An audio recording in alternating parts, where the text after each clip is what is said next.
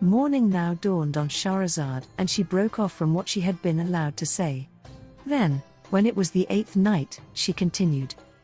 I have heard, O auspicious king, that the young man said. I struck the slave with the intention of cutting off his head, but I had failed to sever his jugular and only cut his gullet, skin and flesh. He let out a loud snort, and as my wife stirred, I stepped back, returned the sword to its sheath and went back to the city, where I entered the palace and lay down on my bed until morning.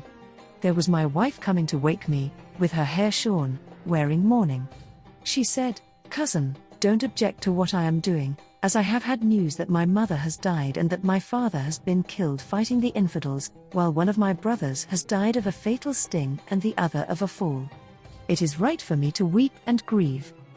When I heard this, I did not tell her what I knew but said, Do what you think proper and I shall not oppose you. From the beginning to the end of a whole year she remained miserable and in mourning, and then she said to me, I want you to build me a tomb shaped like a dome beside your palace, which I shall set aside for grief and call the House of Sorrows. Do as you please, I said, and she built her House of Sorrows, over which was a dome, covering what looked like a tomb. She brought the slave there and installed him in it, but he could no longer be of any service to her. He went on drinking wine, but since the day that I had wounded him, he could no longer speak, and he was alive only because his allotted span had not yet come to an end. Every day, morning and evening, my wife would go to the tomb weeping and lamenting for him, and she would give him wine and broth. Things went on like this until it came to the 2nd year. I had been long suffering and had paid no attention to her, until one day, when I came to her room unexpectedly, I found her exclaiming tearfully, Why are you absent from my sight, my heart's delight? Talk to me, O my soul, speak to me, my darling. She recited, If you have found consolation, love has left me no endurance. My heart loves none but you. Take my bones and my soul with you wherever you may go, and where you halt, bury me opposite you. Call out my name over my grave and my bones will moan in answer, hearing the echo of your voice. Then she went on. My wishes are fulfilled on the day I am near you. While the day of my doom is when you turn from me.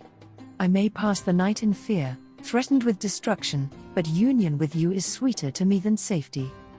Next she recited, If every blessing and all this world were mine, together with the empire of the Persian kings, to me this would not be worth a gnat's wing, if my eyes could not look on you. When she had finished speaking and weeping, I said to her, Cousin, that is enough of sorrow, and more weeping will do you no good. Do not try to stop me doing what I must do, she said, for in that case, I shall kill myself. I said no more and left her to do what she wanted, and she went on grieving, weeping and mourning for a 2nd year and then a 3rd. One day, I went to her when something had put me out of temper and I was tired of the violence of her distress. I found her going towards the tomb beneath the dome, saying, Master, I hear no word from you. Master, why don't you answer me? Then she recited, Grave, grave, have the beloved's beauties faded? And has the brightness and the radiance gone? Grave, you are neither earth nor heaven for me, so how is it you hold both sun and moon? When I heard what she said and the lines she recited, I became even angrier than before and I exclaimed, How long will this sorrow last? Then I recited myself, Grave, grave, has his blackness faded? And has the brightness and the foulness failed? Grave, you are neither basin nor a pot. So how is it you hold charcoal and slime? When she heard this, she jumped up and said, Damn you, you dog. It was you who did this to me and wounded my heart's darling. You have caused me pain and robbed him of his youth, so that for 3 years he has been neither dead nor alive. To which I replied, Dirty whore, filthiest of the fornicators and the prostitutes of black slaves, yes, it was I who did that. Then I drew my sword and aimed a deadly blow at her, but when she heard what I said and saw that I was intending to kill her, she burst out laughing and said, Off, you dog. What is past cannot return and the dead cannot rise again, but God has given the man who did this to me into my power. Because of him there has been an unquenchable fire in my heart and a flame that cannot be hidden. Then, as she stood there, she spoke some unintelligible words and added, "Through my magic become half stone and half man." It was then that I became as you see me now, unable to stand or to sit, neither dead nor alive. After this, she cast a spell over the whole city, together with its markets and its gardens. It had contained 4 different groups: Muslims, Christians, Jews, and Magians, and these she transformed into fish, the white fish being the Muslims, the red the Magians, the blue the Christians, and the yellow the Jews, and she transformed the 4 islands into 4 mountains that surround the pool. Every day she tortures me by giving me 100 lashes with her whip until the blood flows down over my shoulders. Then she dresses me in a hair shirt of the kind that I am wearing on my upper half, over which she places this splendid gown. The young man then wept and recited, "O my God, I must endure your judgment and decree, and if that pleases you, I shall do this. Tyrants have wronged me and oppressed me here, but paradise may be my recompense. My sufferings have left me in sad straits. But God's choice as his favored prophet intercedes for me." The king then turned to the youth and said, "Although you have freed me from one worry, you have added another to my cares. Where is the woman and where is the tomb with the wounded slave?" "He is lying in his tomb beneath the dome," said the young man, "and she is in that chamber opposite the door. She comes out once each day at sunrise, and the first thing she does is to strip me and give me 100 lashes. I weep and call out, but I cannot move to defend myself, and after she has tortured me, she takes wine and broth to the slave.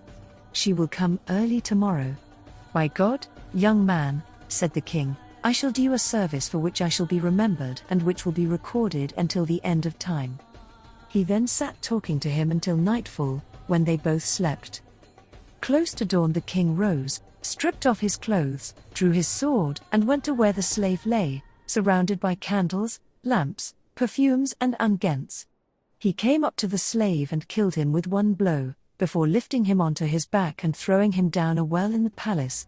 After that, he wrapped himself in the slave's clothes and lay down in the tomb with a naked sword by his side.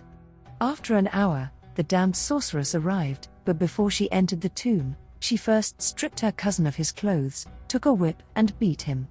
He cried out in pain, "The state that I am in is punishment enough for me. Cousin, have pity on me." "Did you have pity on me?" she asked, "and did you leave me, my beloved?" She beat him until she was tired and the blood flowed down his sides, then she dressed him in a hair shirt under his robe, and went off to carry the slave a cup of wine and a bowl of broth. At the tomb she wept and wailed, saying, "Master, speak to me, Master, talk to me." She then recited, "How long will you turn away, treating me roughly? Have I not shed tears enough for you? How do you intend abandoning me? If your object is the envious, their envy has been cured." Shedding tears, she repeated, "Master, talk to me." The king lowered his voice, twisted his tongue, and speaking in the accent of the blacks, he said, "Oh, there is no might and no power except with God, the exalted, the omnipotent." When she heard this, she cried out with joy and then fainted. When she had recovered, she said, "Master, is this true?" The king, in a weak voice, said, "You damned woman, do you deserve that anyone should talk to you or speak with you?" "Why is that?" she asked. "Because all day long you torture your husband, although he cries for help, and from dusk to dawn he stops me from sleeping as he calls out his entreaties, cursing both me and you. He disturbs me and harms me, and but for this I would have been cured. It is this that keeps me from answering you." "With your permission," she replied, "I shall release him." "Do that," said the king, "and allow me to rest." "I hear and obey," she replied, and, after going from the tomb to the palace, she took a bowl, filled it with water and spoke some words over it. As the water boiled and bubbled, like a pot boiling on the fire, she sprinkled her husband with it and said, "I conjure you by the words that I have recited, if you are in this state because of my magic, revert from this shape to what you were before." A sudden shudder ran through the young man and he rose to his feet, overjoyed at his release, calling out, "I bear witness that there is no God but God, and that Muhammad is the apostle of God. May God bless him and give him peace." His wife shouted at him, saying, "Go, and don't come back, or else I shall kill you." He left her and she went back to the tomb, where she said, "Master, come out to me, so that I may see your beautiful form." In a weak voice the king replied, "What have you done? You have brought me relief from the branch but not from the root." "My beloved, my black darling," she said, "what is the root? Curse you, you damned woman." He replied, "It is the people of the city and of the 4 islands. Every night at midnight the fish raise their heads asking for help and cursing me and you. It is this that stops my recovery. Go and free them quickly and then come back, take my hand and help me to get up, for I am on the road to recovery." On hearing these words and thinking that he was the slave, the sorceress was delighted and promised in God's name willingly to obey his command. She got up and ran joyfully to the pool, from which she took a little water.